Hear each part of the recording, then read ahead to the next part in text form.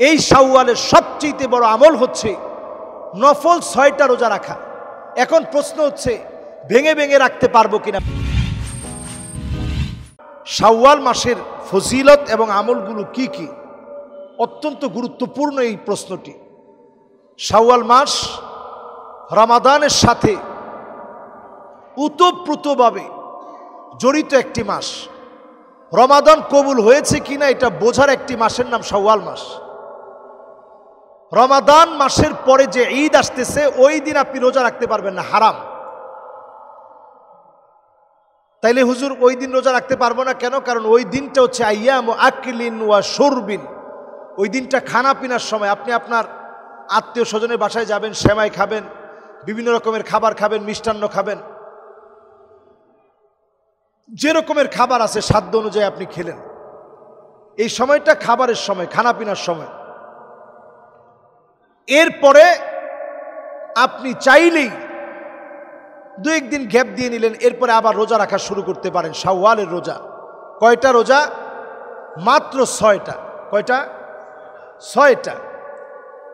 যদি আপনি 6টা রোজা রাখেন, মান আতবাআ সিত্তাম মিন শাওয়াল, শাওয়াল মাসের এই 6 রোজা যে ব্যক্তি রাখবে, কানা কাসিয়ামি দাহার, গোটা একটা বছর রোজা রাখলে যে পরিমাণ সওয়াব হবে, শাওয়ালের এই 6 রোজা যারা রাখবে সম পরিমাণ সওয়াব বান্দার আমল নামে আল্লাহ দিয়ে দিবে। সুবহানাল্লাহ।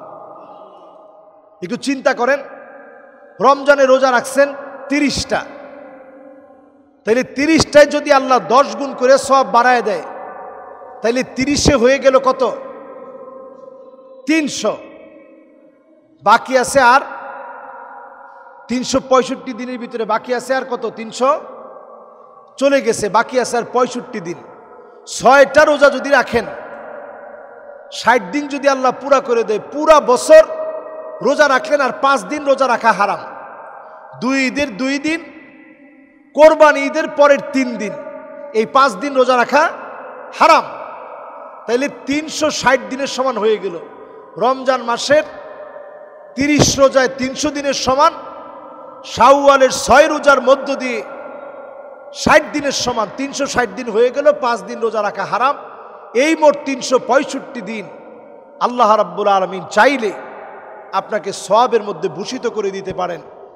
একেবারে পুরা বছর ধরে রোজা রাখার সমান সওয়াব দিতে পারেন।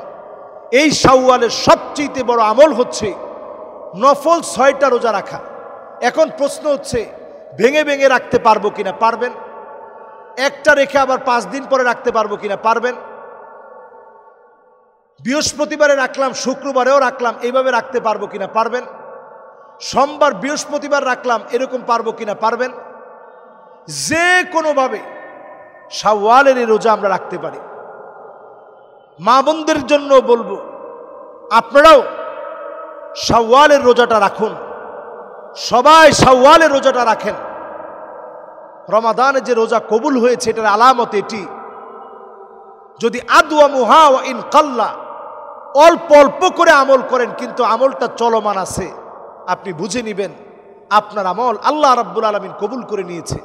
আল্লাহ রাব্বুল আলামিনের কাছে আমরা কামনা করি এই রমাদানে রব্বে করিম যেন আমাদের আমলগুলা কবুল করে নেয়, আমাদের জীবনের গুনাহ খতাগুলোকে আল্লাহ যেন মাফ করে দেয়।